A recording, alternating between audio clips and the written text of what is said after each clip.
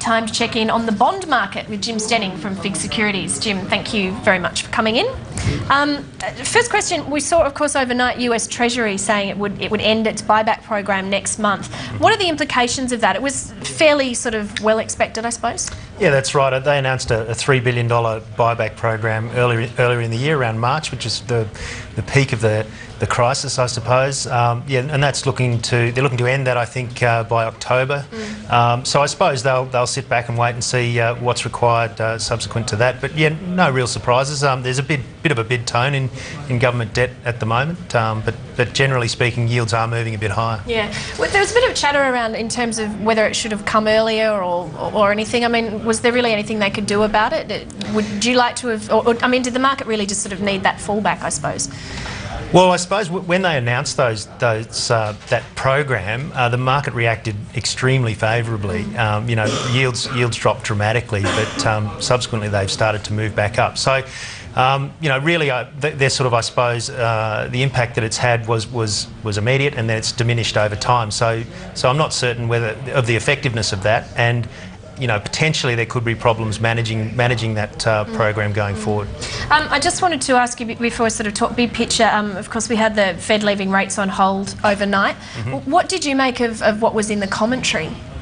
Yeah, well, I think it's sort of the general tone was consistent with the way the market's behaving, and there does seem to be an air of you know, a bit of a big exhale from everyone at the moment. The consensus seems to be that we've moved away from the cliff's edge and that things are repairing themselves. So I suppose from governments and regulators, we'll start to see the removal of these types of emergency facilities or programs that were put in place over time. Okay, let's talk corporate bonds. We've got our chart of the iTracks, which you bring in each week. Now, we have seen a rally in corporate bonds in recent months, particularly, you know, the banking sector. Absolutely. Has it changed your view on value?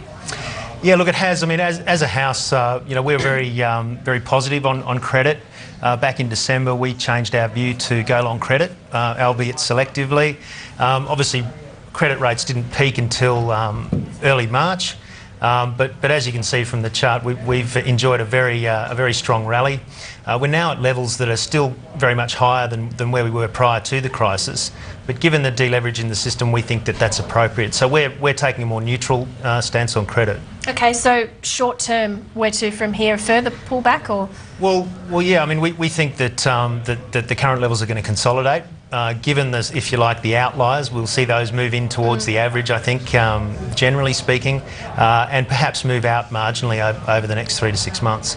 I think that the reason for that really is that we're still going to live through the news, or the noise, as people say. You know, there will be casualties along the way. Fundamental sectors like the monolines, you know, these companies, you know, falling to sub-investment grade and into default over time, they are going to have knock-on effects to the global credit markets. Just with that, I mean, with all the sort of the sentiment, there's a lot of buoyancy, a lot of positivity about. Do you think that might have been overdone a bit, and that people are forgetting that there will still be shocks, albeit they might be smaller, to sort of wash through the market? Potentially, yeah. I mean, that's really why we are, you know, we're taking this view. I think that you know, we're not out of the woods yet. I don't think anyone would say that's the case, and we're certainly not, you know, in a position where people are taking excess leverage that we were prior to the crisis. So spreads where they are, we think, is fair value. Okay, just before we move on, just quickly, if we can just have a look at the benchmark yields chart.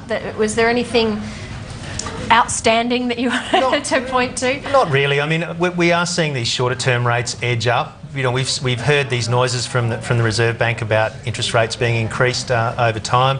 I think fundamentally the next move in interest rates is up. It won't be for a while. I think it's a really problematic thing for the Reserve Bank, because managing monetary policies become a completely different game given the other fundamentals playing out in the market. It's a blood sport.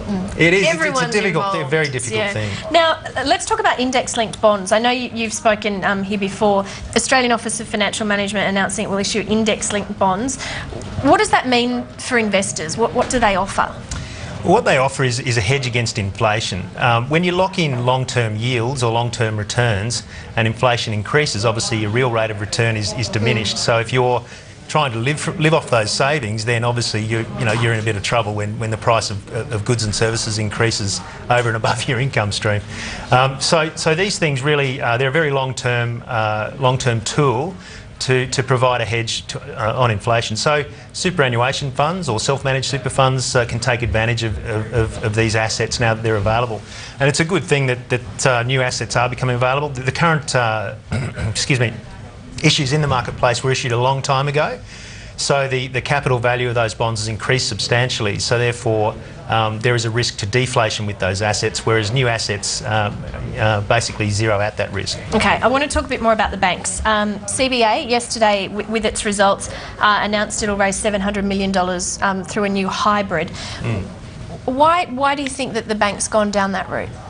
Well, I think it's an interesting development. Obviously, this is the first large or major bank that's turned its attention to this market, and it's symptomatic of the repair that we've seen in the market. There'll be a lot of demand for that particular issue. It's comforting for ordinary shareholders that they're not raising capital through ordinary shares. So yeah, look, I think CBA is probably a different case in that it's a top quality credit, and more than likely they could issue these hybrids in any environment. But it's a very positive step in terms of reopening the market. Because there's been a lot of talk of that there will be more bank issues to come. Potentially Westpac has been floated. I know. Would you see that this sort of this format, that the hybrid, would be the one that's more used going forward? Well, it depends on the mix of their capital, but yeah, look, I mean, it gives them, they've got flexibility at the moment, and that's important. Given what we've seen in subordinated debt, margins coming in, these types of assets are attractive to investors on a relative value sense, and the major banks obviously have this button to push in their capital management toolbox, I suppose. Okay, I just wanted to ask you one more question, because I know you're quite bullish on banking bonds, particularly in Australia. In the US, we had Standard & Poor's warn that commercial mortgage exposure will present difficulties for the banks for some time.